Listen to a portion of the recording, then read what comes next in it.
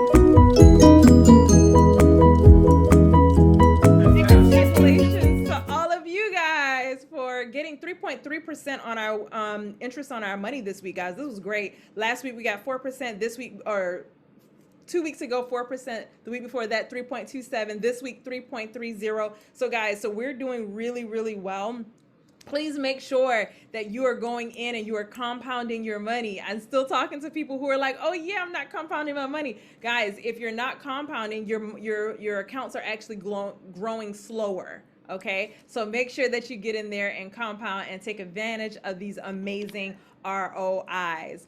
All right, so the moment, guys, that we've all been waiting for, I'm going to tell you something, guys. I met this amazing woman when we were transitioning, when we were moving from everybody trading to, okay, now we're just going to look for passive income streams. We're going to look for wealth income streams, ways that we can create generational wealth, not just, hey, take a couple trades and make some bucks. Okay, so I met her at dinner one night, and this woman, when I tell you her mind, I wish I could just take her mind and pull it out and just have it with me all the time. Because what I learned in one dinner, guys, was how to start thinking like an investor and a developer, how to think about creating multiple streams of income on one deal, how to think, as she said, I don't teach people how to get the bag, I teach people how to get the vault. And so tonight, guys, you guys get a little into her mindset. So I hope you got your paper ready. I hope you got your pad ready, because I want you to take notes, because this woman is absolutely phenomenal. She is the CEO of the real estate group. She is originally from New York City. Okay, she's an international real estate developer.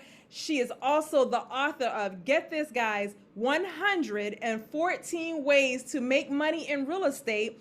And here's what she said: most of them, you don't even need a license. So everybody, if we could come off mute and if we could give a big, big, big TTI welcome to Miss Tameka Bryant. Hi, Welcome, everybody. Tameka. Hi. Welcome. Yes, the vault, the vault. Thank you. Thank you. Oh, I love this. I'm like, all right, everybody's up. I'm just getting in. So I'm kind of like, okay, I'm up now, y'all. All right. Thanks for having me, Tammy. And hello to the rest of the group. Hello. Hello, hello. All right, let me close out some of this other stuff I've got going on in the background. So, yes, yes, yes, Tammy, I have been getting your messages and everything. I'm like, I'm here, I'm here, I'm coming, I'm coming. I had just got back from Costa Rica. So I was in, oh, which part? The Santa Teresa a few days ago, and then we flew over to San Jose. So I'm just kind of like, where am I? I woke up and wasn't sure where I was. Any of you guys ever experienced that? Wake up. Sometimes I feel, I'm like, okay, what man is this? Is this my husband over here? Like, what's going on here?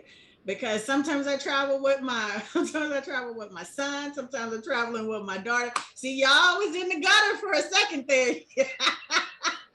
Y'all was in the gutter for a second. No, I travel with my husband sometimes. Sometimes he'll come and sometimes he won't.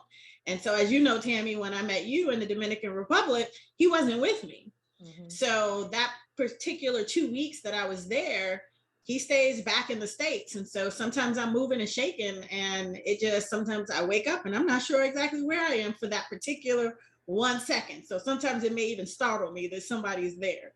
So yes, yes, yes, glad to be here.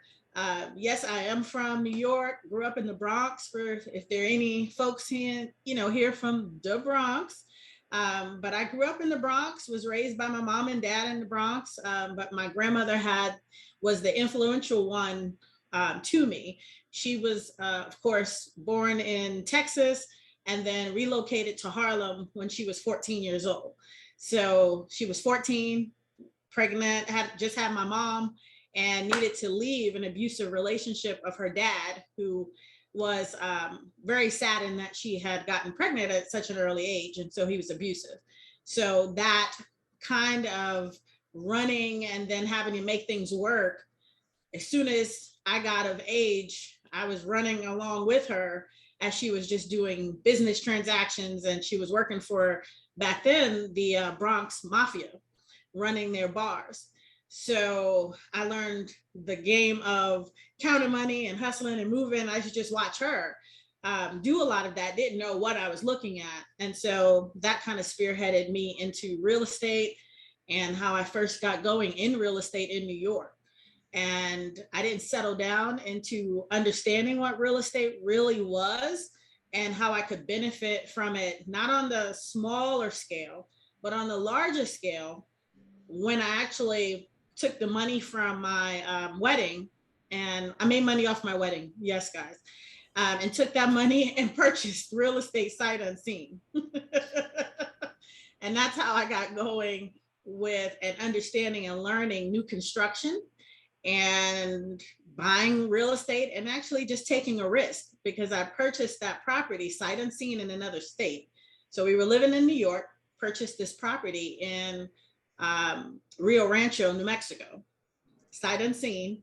And that was my first real introduction into buying something and investing in something with my eyes closed, and having the faith of stepping out there and doing it. And so I always tell people from the very beginning, without risk, there's no real reward. You have to take risks.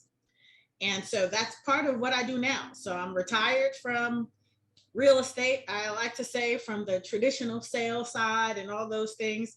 And I started coaching because after being the first Black MLS president, multiple listings president, being Realtor of the Year, owning my own brokerages, all the other things you can think of, I just really felt like I needed to go and show more people that look like me how to do this, that you could retire from anything, and especially from your 9 to 5 or whatever it was, just using one thing like real estate, because I was able to do it.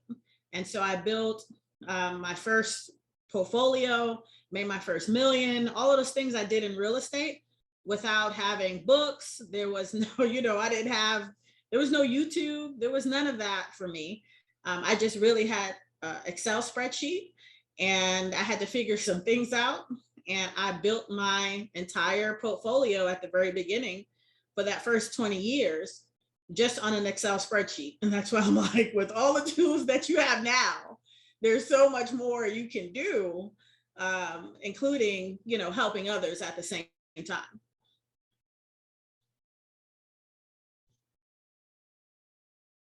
Oops, sorry, I'm on mute. That's awesome. That's awesome. So can you tell everybody, I just love, so it's starting off this conversation of just thinking like an investor. Can you tell everybody that story that you were telling me about, like the land deal where you were like, oh, I made money on every single, like, can we walk through that? And then the mindset of thinking, how do I create generational wealth in every single investment? Right. So, and I don't remember which story it is because there are lots of them, but in the very basic piece of this, guys, for me, is there's a couple of things that I always ask people when I'm sitting down with them. And I tell people all the time, I don't do girls trips and stuff like that. Like I do investment trips with girls. So just changing that mindset again, that we can go and we can have fun and we can do all of these things and we can hang on the beach and drink margaritas, but we ought to be talking about what we're going to leave for that next generation. And so before I even have any conversations, Tammy, I always want to know, what are people's numbers? Okay. And I may ask you, I may say, hey, lady queen, you're hanging out with us. What are your numbers? And you're like, what are my numbers? I first want to know, do you know what your number is to retire? What's your retirement number? How much money do you want to have when it's time for you to retire? What's that lump sum?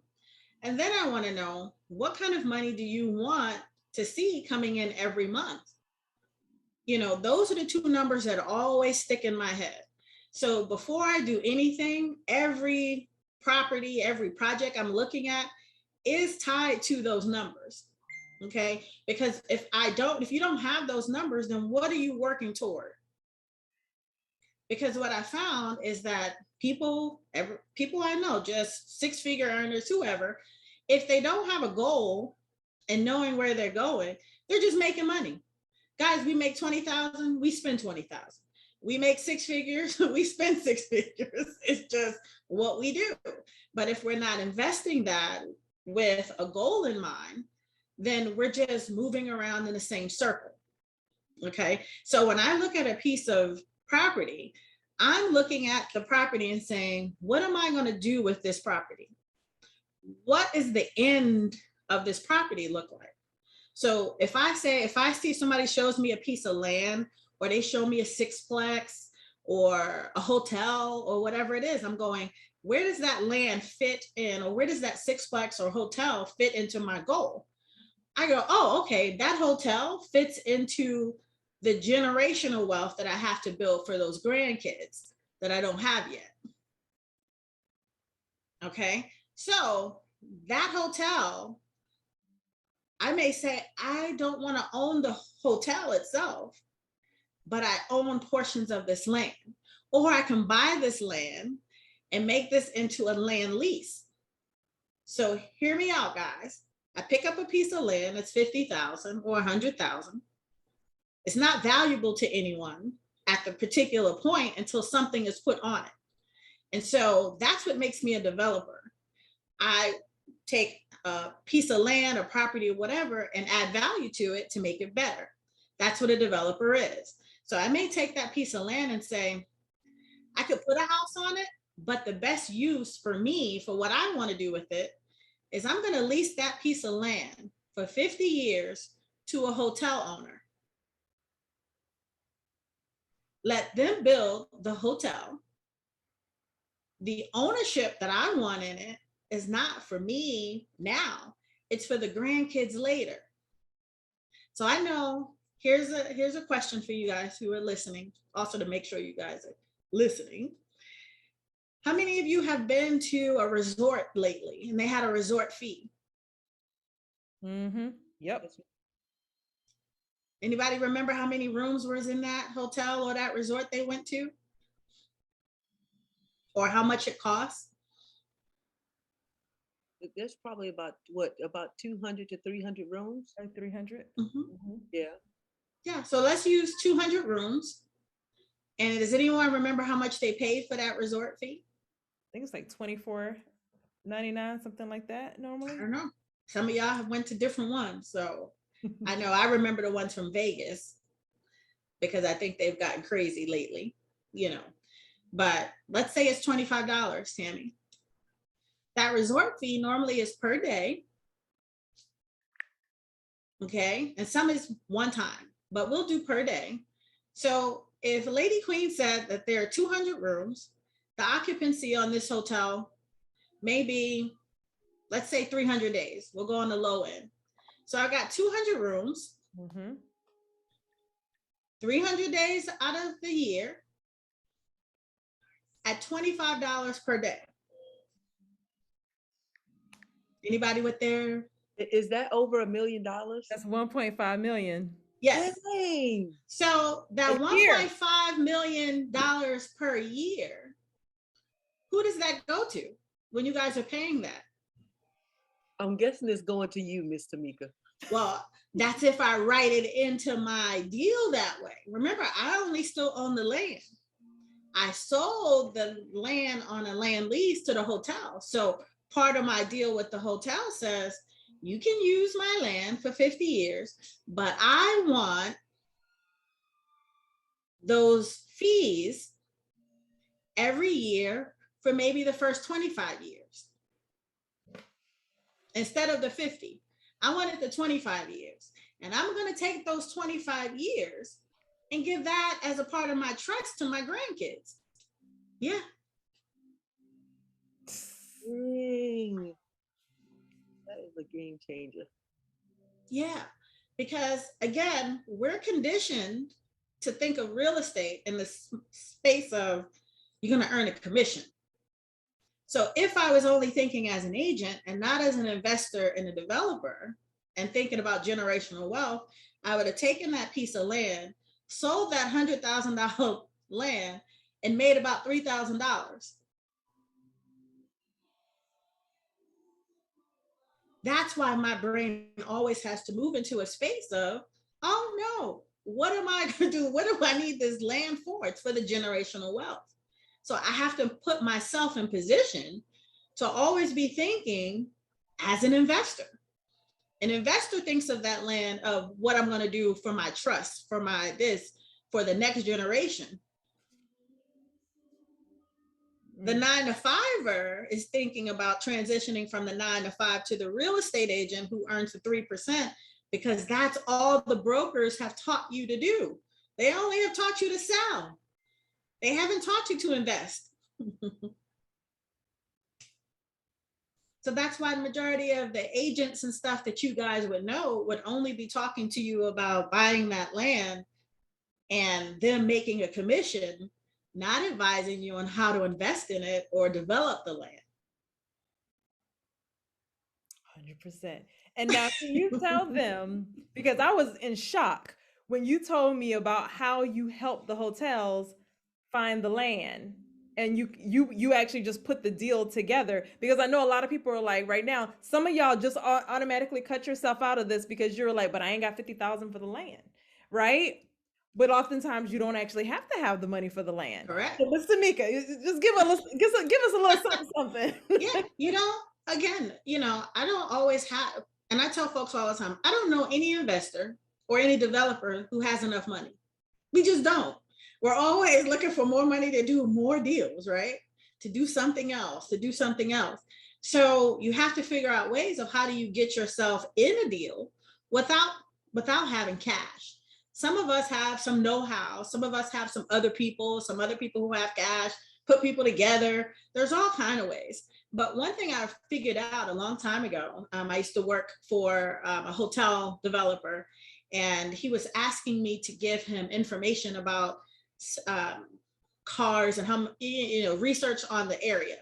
And so I asked him to give me the contact person over what they were looking at. So there is actually a document that all the hotels have, and it tells you where the hotels plan or need to build hotels.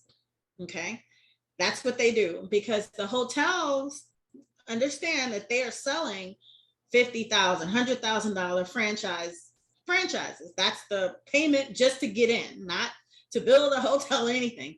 So they have to produce and provide certain things. So me being in real estate, I know where there's land. I know where there is, land in my neighborhood. I can find land in your neighborhood.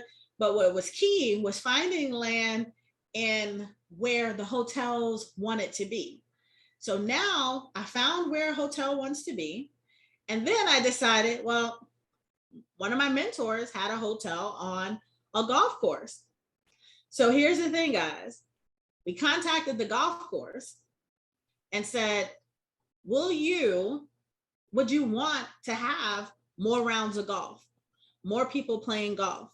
And they were like, sure. It was like, would you like a hotel on your golf course?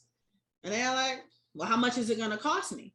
Well, it won't cost you anything. In fact, we'll bring money to you to purchase this particular land. Now, you got to think, guys, hotels, golf courses. If a hotel requires about an acre, how many acres do most golf courses have?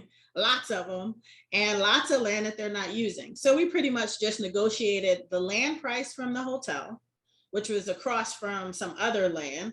So let's say the land across the street is $100 an acre. The golf course, we said to them, we'll give you $20 an acre for whatever we're going to use or whatever it was.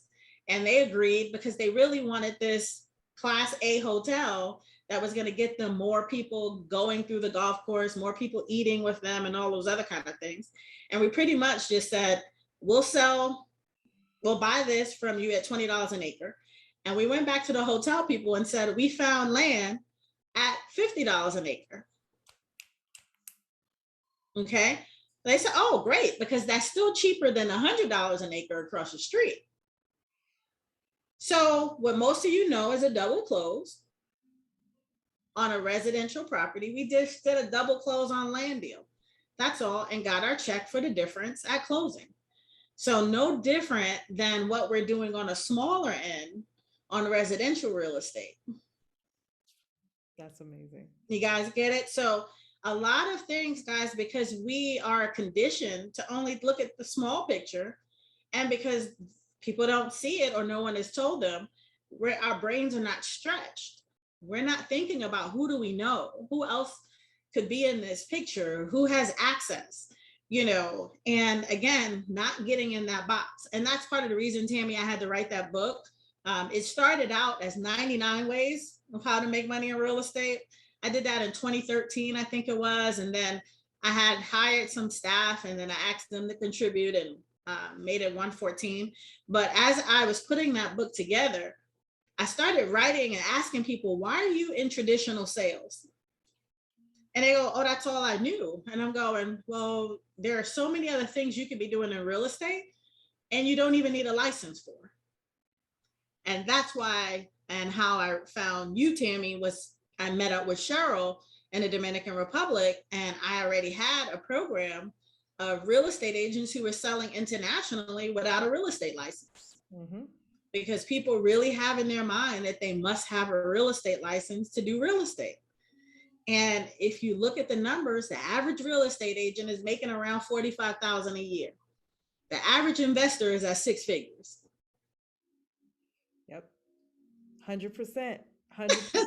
So I'm like, come on, y'all, you can start in this investor space and still go get a license if you want to, but don't get stuck getting the license and then having a hard time transitioning to being an investor because you've been trained in this box for so long. Mm-hmm. And that's why when you guys look around, for those who are in the States, ask the traditional agent, there are more properties on the market than there are more agents in a particular market than there are properties on that market, in that market. Mm-hmm. Mm-hmm. And see, guys, we've been, obviously we've been learning how to invest, in the markets, but and that is amazing. But one of the things I really want us to expand to as well is just understanding that every millionaire has a real estate portfolio. I don't know, like if you look at any of them, pretty much they own real estate in some way, shape, or form, and they're making money off of that. And so, guys, I hope from that story you guys understood, like, number one, hotels have a list of places they are looking for properties. It might be some in your city. You might know vacant land in your city. And if you can just connect the deal, you can actually become a developer and get paid a commission, and even off of each door for years, just depending upon how you end up doing that deal. So Tameka, what are some other things that somebody who might be just brand new, or they're like, hey, I want to kind of get into this space, but what would be a good place to start? And it depends on the person, Tammy. Not everybody is a big risk taker, but I always tell folks, no risk, no reward. And for me, I always have to find out what else they have going on. So I don't mind going into other markets. As you know, that's where I met you internationally. I'm going to go where there is an opportunity.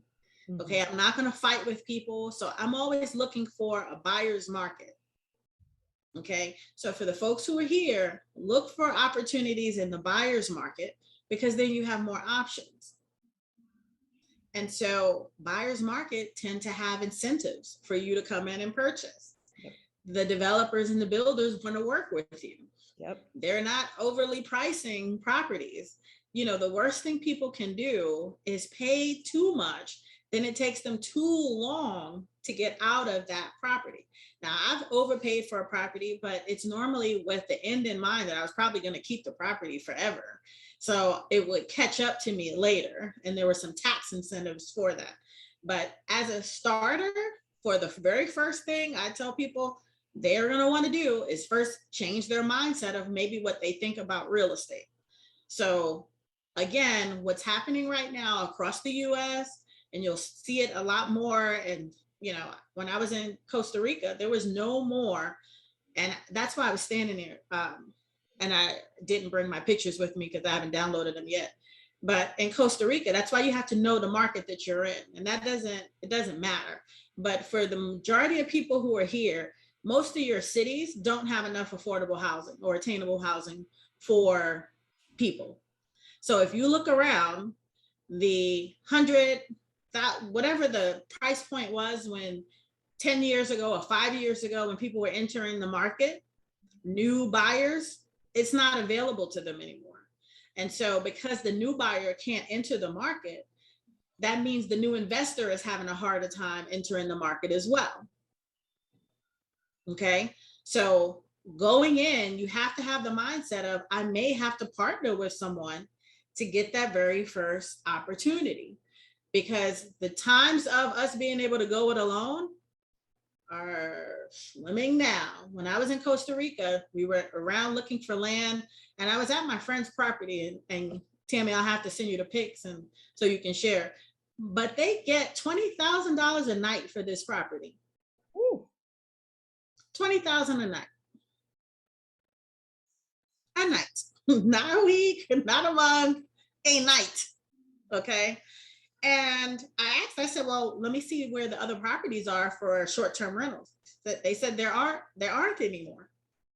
There aren't any more opportunities to own a short-term rental in Santa Teresa, Costa Rica today. Wow. So when I tell folks, the first thing folks have to do, change that mindset. And then you got to understand you may have to partner with someone, and then you got to get going, because the opportunities are not just plentiful like they used to. So a place that took us 2 planes to get to has no more property for short-term rental market. Wow. Wow. And Yeah. that's why the prices are through the roof. Prices are through the roof everywhere. And so that's why I tell people, if you're going to enter, go ahead and enter, do the research. But for a lot of folks, sometimes it is analysis paralysis. And by the time you look up, the thing is gone. Mm-hmm. But run the numbers, because again, in your own markets, look around and see that real estate is not even attainable for most people anymore. Yeah. So it takes the investor to be able to create those opportunities. You have to create, I tell people, you have to create your own inventory at this point. Mm-hmm. Yep. So if you have land, develop it or sell it to a developer, and then create some kind of ownership opportunity for yourself to own several of those properties. I don't know if any of you guys have seen that recent 2020 special where the hedge funds came in, and the last question that they asked, and they said, if you guys are buying up all the properties, what do you think about the American dream? And the hedge fund CEO looked at the interviewer and said, your kids will have to rent the American dream from us. Yep. The audacity, but it was the truth. And so I was like, okay, ring the bell. Did everybody hear that? Like, wake up, because it's journey with you. Mm-hmm. You know, everybody just can't go. So for the folks who are paying attention and listening, it's time to go, y'all. Yep. And that's why I believe that also people are going to start moving internationally more. Oh yeah. Especially because of the fact that there's remote work. Like, just not to talk about the Dominican Republic, but you know, I love it here. Americans come in and you can buy property here and not pay taxes for, is it 15 years? Yeah. 15 years, you don't have to pay taxes. It's lower than the US, and now people can work remotely. I'm like, people are going to start moving internationally because they're going to see like this doesn't make sense to try to continue trying to live in the United States and not being able to actually have ownership. So right. It's important for people to understand worldwide what's going on. There's a guy in the Gambia. I watch him literally every day. I watch one of his YouTube videos. He's building a city. He's building a city. That's right. He's creating his own inventory. Like, okay. And when I tell you, every neighborhood is getting sold out because people are looking for opportunities. And so we have to be the ones to make that happen. Tammy, well, you know, in Dominican Republic, I landed in July, and in 60 days, I had sold out my project. Mm-hmm. In 60 days. Yeah. And we had prices starting at $112,000 for a 2-bedroom casita. Mm-hmm. And all of those people who were purchasing from the US. Mm-hmm. So they're looking at, how do we add more doors to our portfolio? How do we find properties that we can possibly live in, or if we want to, live in ourselves, how do we do this? And so many folks are looking at it as my dollar is stretching much further in other countries. And that's why I'm going. I'm going and opening up those opportunities. Absolutely. So that, we have more opportunities to invest internationally. Yeah, 100%, 100%. So guys, I hope you guys are definitely taking note. And by the way, guys, she's like, the development I'm doing, y'all, she's creating for you and 5 other Black women. Is that right? 5 of you guys? The first project had, there's about 20 of us on that project. And then the second project, Perla Bahia, it's only me and Cheryl are the only 2 Black women on that. And it's 3 of us on that. Wow. But they're literally creating neighborhoods here in the Dominican Republic with lagoons, okay, houses sitting over the water and things like that. Like they're like, oh, we don't need beach property, we're going to create our own water. Okay, this is who y'all talking to today. All right, so like, and it's a perfect of like, literally you can create anything. I know I was talking to somebody from the team this week and she's talking about storage units. I went on YouTube and started looking, they're making entire houses out of storage units. Yeah. And like there's just so many opportunities there. We just got to be in that mindset of looking for the opportunity. Can you tell everybody about just kind of how you got started with the land deal? I think it was something like you had either lost the position or moved to a different city or something like that, and you were like, you know what, I'm just gonna study under somebody and learn. And the thing is, guys, when I was in New York, I was at the top of my game. I worked for a nonprofit company and I wrote grants and stuff like that. And when I learned to write grants, I was 13. So by the time I was 22, the national organization of this company moved me to Atlanta. Okay. Tripled my salary, moved me to Atlanta, paid all my expenses. I worked for that company 2.5 years. And then another position came up and they moved me to Kansas City, doubled my salary again, all of these things. So 2 years into that position though, Tammy, and they paid for my husband to family, everybody to move. And they gave my husband a similar job to what he had in Atlanta so that I would come. That was part of the package. So on March 23rd, 2004 at 9 a.m., they terminated me. And then at 10 a.m., they terminated my husband.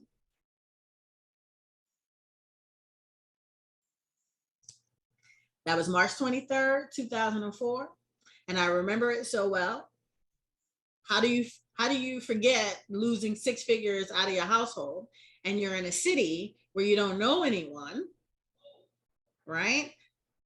And I'm feeling all kind of guilt and everything else. And my mother had been diagnosed in 4th stage cancer. So I knew we were going to lose her soon. Wow. So I'm in a city, I didn't know anybody. And I was depressed for 2 months. And then in May is when I woke up. And my husband is like, I was battling depression. And he says, look, you've always run somebody else's company, go and run your own. And I pulled myself up by the bootstraps, started this LLC, started the company, started the real estate house, and I got on my grind. And I never went back to corporate America, my husband either, since March 23rd, 2004. And I had to learn every part of this real estate business. I had to study. I was working during the day and studying at night, opening up books and understanding contracts and what developers did and what is a deed. And I mean, I took myself back through not just their real estate school, but a different kind of real estate school because I needed to know all of these things. And so I immediately started within, I still have my company, but I also went with another firm so I could learn their back office. Because what people didn't realize is that even if I have my own brokerage, I can still be under another brokerage. The rules of the game says as long as both brokers agree, you're fine. So a lot of agents and stuff were like, why are you over at Remax? I didn't think you could do that. Why are you over at Keller Williams? We didn't know you could do that. Because y'all don't study enough. If you studied enough, you know. So I would get into those firms and learn what they were doing so that I would know how to put my back office together. Okay. I knew I couldn't just be a sales agent. And if I was going to start my own broker school for me to go do it, just like now, I had to create a development training program because there aren't any training programs on how to be a developer. So it's the same thing for the broker. I had to go do all this stuff. So I sat and I learned up underneath a broker for a year. And while I was still building my company from my home office. And then once I figured all this stuff out, I started opening up offices. And now I have one in Panama City Beach. I have one in San Diego. Still have the ones in Missouri and Kansas. And I just kept growing. But I had to learn somewhere. And a lot of times people don't want to stop. They don't want to learn. They don't want to invest in themselves by like investing in the right books, invest in the right coaching program, invest in the right training program. They look at that as, oh, it's going to cost me. Yeah, it's going to cost you more by not getting to the front of the line quicker.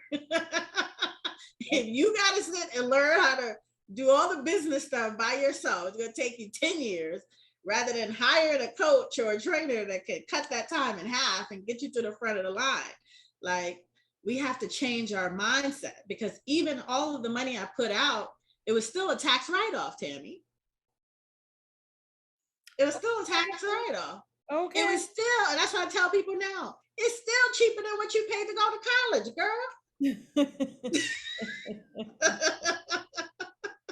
So please stop with the nickel and dime and get what you got to get and get to the front of the line, because time is not on your side. That's right. It's just not. That's right. That's the problem. Like, we think we got time. I think Buddha said that, or somebody. The problem is we think we have time. Mm-hmm. Yep. We got to get it done. So we did have a question come in from Bunny Bliss. Says, I have land and I want to do a 1031 exchange with it. What tips do you have? I don't even know what that is. So can you explain what a 1031 exchange is? A 1031 exchange is pretty much like if I have real estate and I want to purchase some other real estate so that I get past the tax consequences, it's like I can do a trade. Okay. That's the easiest way to do it. The best tips are finding somebody who, or depending on where you're going to go. So if you're going into another state, finding an agent or somebody else who can help you identify the property in which you want to exchange for. Because the one thing I see people make the biggest mistake is they wait too long to then find property A and then the backup property, because you only have a window of time in which you have to do that exchange before you lose the benefit. And so people were like, oh, okay, they start the paperwork and then the clock is ticking, find the right property. So I always try to get ahead of it and identify a couple of properties. And another tip for you is to find more than one agent to help you. So don't sign an exclusive buyer's agency. Sign a non-exclusive buyer's agency and hire more than one agent. That way you have 4 or 5 agents working on your behalf instead of just the one. That's smart. That's smart. That's so good. That's so good. I saw somebody had a hand raised. Let me see who had their hand raised real quick. Okay, I can't find it. I see if you. I had my hand raised. There you go. Go ahead, Pastor Connolly. Yes. So I heard you talking about a project in which you developed it and sold units, and the units sold at around $112,000 each, and they were 2-bedroom units. And I know here in Denver, it would cost you twice that to get a 2-bedroom unit. But I was wondering if you could talk about the HOAs associated with that DRM property, and is there money in HOA management? I mean, like for a guy like me to start an HOA and provide services for a complex, What does that look like? So you really want, if I was looking at where I would go in a project, okay. So right now, like Tammy, one project we have 250 units and another project we have 100 units in. The money to be made within those projects as a vendor, number one, is always going to be property management. Now, a property manager is different than the HOA. Okay. So the HOA, the homeowners association, is taking care of the stuff that's in that village. So it's the turning on taking care of the pool maintenance and things like that. So the HOA has some monies, but the larger monies are of the property managers. Because on average in the DR, property managers are earning about 30%. Now, across the board, you can actually, in the States, we see it from 30 to 50% on beach type properties, vacation rentals, not your, market rent type properties where you're paying per month, but I'm talking short-term rentals. And when you hear 50% or 30%, it sounds like a lot, but that is because it is on a daily rate of income. And there's a lot of things that have to take place with that property. So if I'm an investor who's living in California and I have property in the Dominican Republic, and I would tend to want to buy property in the Dominican Republic if I can get it for $100,000 a unit, or in Colorado, what you're going to pay over there for Colorado, I know in Denver, I can't get anything in there. I can't get in that market for $300,000 for anything decent. I can get 3 of those in the Dominican Republic. So as a person like you, Lawrence, who says, I'm going to do property management over there, why not also add that you can sell that property too? So why not sell the 3 properties to the investor, earn the 5 or 4% commission for selling each one of those properties? Because did you guys hear me when I said in some countries you don't need a real estate license? Did you hear Tammy when she mentioned that? Well, the Dominican Republic is one of those places. Your girl know how to find all the coins, okay? All right, y'all, because I don't plan on, running all over the place when I can get all the coins in one, because the vault is right there. And that's why we don't have to fight over the bag. The vault is big enough for all of us to walk right in and get as much money as we want. So you now have said to an investor, I know you don't want to deal with properties and do all the property management and all that kind of stuff. Let me handle that. Let me show you the properties that you're going to buy. I'll also handle the property management for those properties. Managing the property management of that is an additional 30% or whatever it is, because of course you have to be the one who's going to call the, repair person, who's going to have the cleaning crew come out to do that, all of those kind of things. So on a very basic level, guys, there's one of the so husband and wife team. They make about $400,000 a year managing, doing property management in the DR. I don't know how many properties they have, but they always are taking on new clients. But it's just them managing the team of people who have to clean up, who have to, make the apartments ready, get them ready for the next group. All of those kinds of things are there. So if I was going to make $1,000 a week and I'm giving you 300 a week, so I don't have the headache, It's worth it. let's keep on. How many more of these can we do? Because as an investor, you just want your money to do what? Keep moving, keep making more money. And so a lot of these properties are already paid in full by investors. Okay. Y'all with me? So if you buy new construction in DR, for example, the developer or the builder has a program in place where the investor can make payments on their property. That's what I call having property on layaway.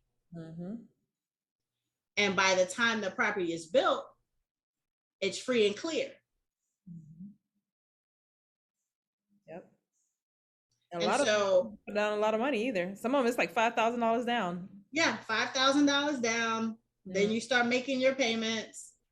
And within that 2-year period, they've broken them down so that the investor is free and clear. Mhm. So that's another plus of why so many people are looking at Dominican Republic as a place, the financing options. Mhm. And I'll take it one step further for you, Lawrence, because let's say for every 3 properties you get for your investor, you buy one for yourself. Okay. Use your commissions to go back and buy your own property. And that's where I tell people use that, or use your time to, I always say you can put partnerships together as well. Mhm. Yep. And my favorite one is that, let's say you guys, I heard Tammy talking about a sixplex. Let's say you purchased a sixplex and you decided to take 2 of them and make them Airbnbs, take another 2, make them market rent, and take the top 2 and owner finance them. When you owner finance them, you're the bank. Now, you all know if you own any properties or anything you finance, you know how much in interest payments the banks get, right? Yep. Switch that around and be the bank. Yep. I'm gonna owner finance anything. I don't care what you need. You need a cup, you need a book. I owner finance the kids' cars. Everybody got, look, I owner finance.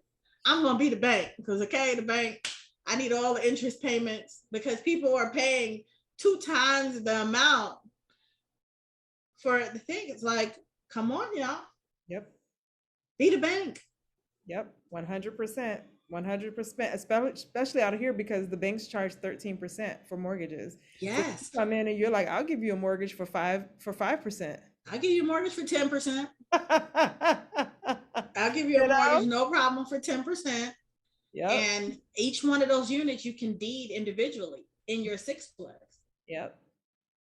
Get a group of people together and y'all put the funds together to buy it Y'all and not hearing me charge though. mortgages. Just saying. Just I'm saying. just saying. Like developers. See? Your brain got to think like the banks and the developers think. They never lose. Yep. Yeah. So there's You know. so many things that you guys can do, guys. I just want to say, like, I know time we're getting right up on the 9 o'clock hour. Please, please, please make sure that you go and follow Tameka Bryant. She's on Facebook. She's on Instagram. Can you also tell them about your conference that you have coming up in Punta Cana in a couple weeks, or actually a couple months? Yeah. Teach at the Beach. It's called Teach at the Beach. We normally do it in Panama City Beach every year. And every year we have doubled, and then we outgrew Panama City Beach last year. So because we were doing the developments in Dominican Republic, we're going to do Teach at the Beach in Dominican Republic this year. It is September 7th through the 10th. Tammy, you're on the agenda to talk about living in Dominican Republic, living and working there. And so it's typically, we created this conference so we had a small group of investors and we could intentionally work with them. And we have all kind of topics and things like that that are there. So typically we don't have more than 150 of them. And my own personal, and that's on me, because if I don't know everybody's name at one of my conferences, then I don't want to do it. Like, I really want to know the people there so we can pour into those folks. So it's a 3-day event. We also have a kids track this year, the young CEOs, to get them ready, because as we're building wealth with these investors, the kids better know what to do with it. Because if your kids don't know and they don't know how to interact with each other and network and things like that, then all the wealth that you're creating for them will be gone. So this is the first year that we're adding the kids track to it. This is the first year we're going out of the country with the conference. And that's what it is. It's called Teach at the Beach. And we're also celebrating my birthday this year there. So that will be a lot of fun. Can't wait for that. Have some surprise guests coming in. And that's it. That's what I got going on.